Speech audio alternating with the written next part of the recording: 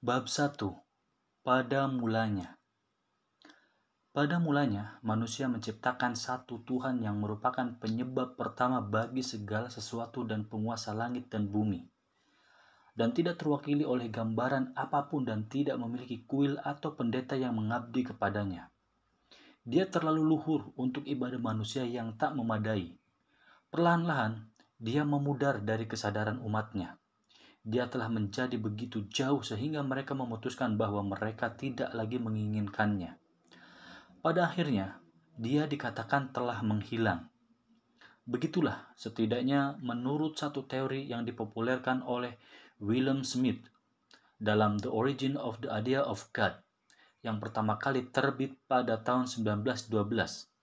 Smith menyatakan bahwa telah ada suatu monoteisme primitif sebelum manusia mulai menyembah banyak dewa. Pada awalnya, mereka mengakui hanya ada satu Tuhan tertinggi yang telah menciptakan dunia dan menata urusan manusia dari kejauhan. Kepercayaan terhadap satu Tuhan tertinggi, kadang-kadang disebut Tuhan langit, masih terlihat dalam agama suku-suku pribumi Afrika. Mereka mengungkapkan kerinduan kepada Tuhan melalui doa, percaya bahwa Dia mengawasi mereka dan tak akan menghukum setiap dosa dan akan menghukum setiap dosa. Namun demikian, Dia anehnya tidak hadir dalam kehidupan keseharian mereka. Tidak ada kultus khusus untuknya dan dia tidak pernah tampil dalam penggambaran.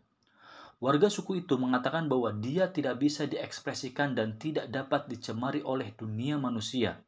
Sebagian orang bahkan mengatakan bahwa dia telah pergi.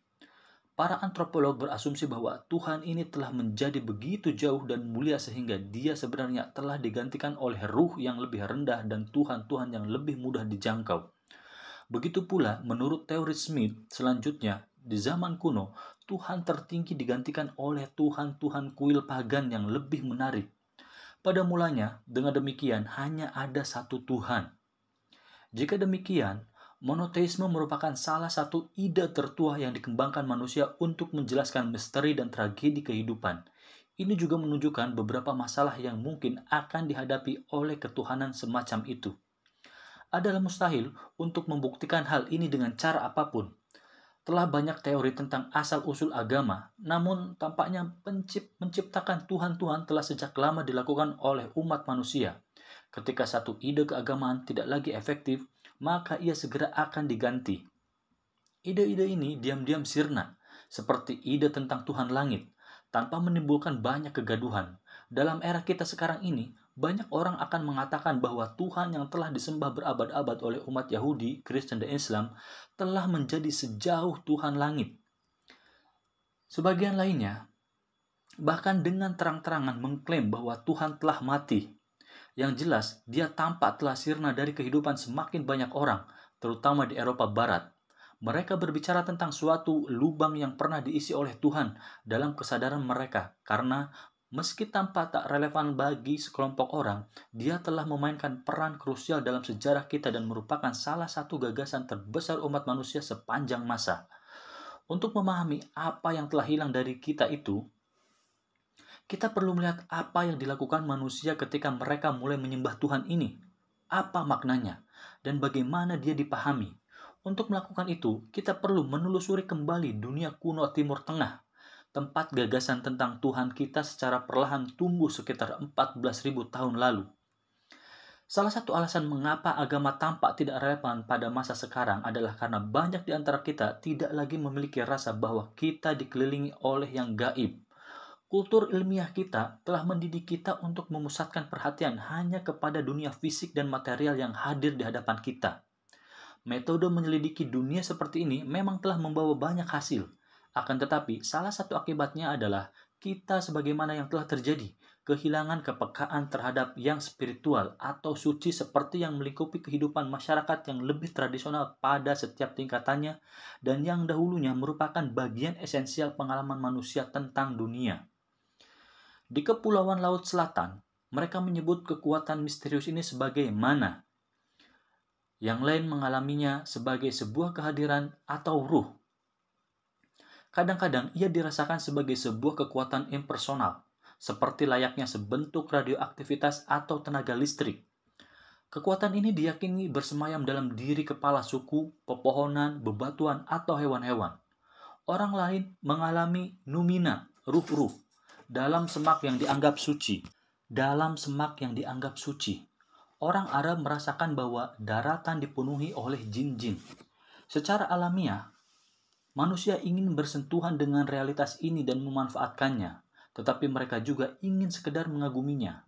Ketika orang mulai mempersonalisasi kekuatan gaib dan menjadikannya sebagai Tuhan-Tuhan, mengasosiasikannya dengan angin, matahari, laut, dan bintang-bintang, tetapi memiliki karakteristik manusia, mereka sebenarnya sedang mengekspresikan rasa kedekatan dengan yang gaib itu dan dengan dunia di sekeliling mereka. Rudolf Otto, ahli sejarah agama kebangsaan Jerman yang menulis buku penting The Idea of the Holy pada tahun 1917, percaya bahwa rasa tentang gaib ini adalah dasar dari agama. Perasaan itu mendahului setiap hasrat untuk menjelaskan asal-usul dunia atau menemukan landasan bagi perilaku beretika. Kekuatan gaib dirasakan oleh manusia dalam cara yang berbeda-beda. Kadang ia menginspirasikan kegirangan liar dan memabukkan. Terkadang ketentraman mendalam.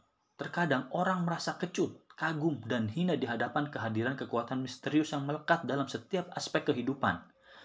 Ketika manusia mulai membentuk mitos dan menyembah dewa-dewa, mereka tidak sedang mencari penafsiran harfiah atas fenomena alam.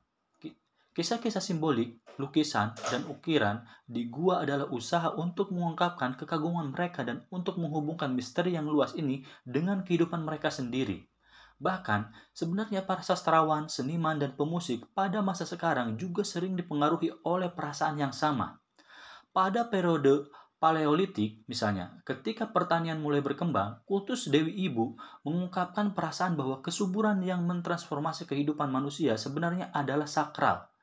Para seniman memahat patung-patung yang melukiskannya sebagai seorang perempuan hamil telanjang yang banyak ditemukan oleh para arkeolog tersebar di seluruh Eropa, Timur Tengah, dan India. Dewi Ibu itu tetap penting secara imajinatif selama berabad-abad, seperti Tuhan Langit yang lama. Dia kemudian masuk ke dalam kuil-kuil yang lama dan menempati posisi sejajar dengan dewa-dewa lain yang lebih tua. Dia dahulunya merupakan salah satu dewa terkuat, jelas lebih kuat daripada dewa langit, yang terus menjadi sosok yang remang-remang. Dia disebut Inanna di Sumeria kuno, Ishtar di Babilonia, Anat di Kanaan, Isis di Mesir, dan Aphrodite di Yunani. Kisah yang benar-benar mirip terdapat di semua kebudayaan ini untuk mengekspresikan peranannya di dalam kehidupan spiritual manusia. Mitos-mitos ini tidak dimaksudkan untuk dipahami secara harfiah, tetapi merupakan upaya metaforis untuk menggambarkan sebuah realitas yang terlalu rumit dan pelik untuk bisa diekspresikan dengan cara lain. Kisah-kisah dramatis dan membangkitkan emosi tentang dewa-dewi ini membantu manusia untuk menyuarakan perasaan mereka tentang kekuatan dahsyat namun tak terlihat yang mengelilingi mereka. Di dunia kuno, memang tampaknya manusia percaya bahwa hanya melalui keterlibatan dalam kehidupan yang suci ini, mereka bisa menjadi manusia yang sesungguhnya. Kehidupan duniawi amat rentan dan dihantui bayang-bayang kematian.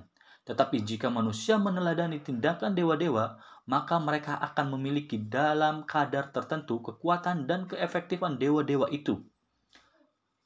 Dengan demikian, bisa dikatakan bahwa dewa-dewa itu telah memperlihatkan kepada manusia bagaimana cara membangun kota-kota dan kuil-kuil mereka, yang merupakan salinan dari tempat mereka berseragam di langit. Dunia suci para dewa, seperti yang sering diceritakan di dalam mitos, bukanlah sekedar sebuah ideal yang ke arah itu manusia harus menuju, melainkan merupakan prototipe eksistensi manusia. Itulah pola atau arketip orisinal yang menjadi model kehidupan kita di sini. Dengan demikian, segala sesuatu yang ada di bumi dipandang sebagai replika dari semua yang ada di dunia ilahiyah. Inilah persepsi yang membentuk mitologi, organisasi ritual, dan sosial kebanyakan kebudayaan antik dan terus mempengaruhi lebih banyak masyarakat tradisional pada era kita sekarang ini. Di Iran kuno, misalnya, setiap orang atau objek di dunia jasadi diyakini mempunyai padanannya di dunia arketipal realitas suci. Ini adalah perspektif yang sulit untuk kita apresiasi di dunia modern,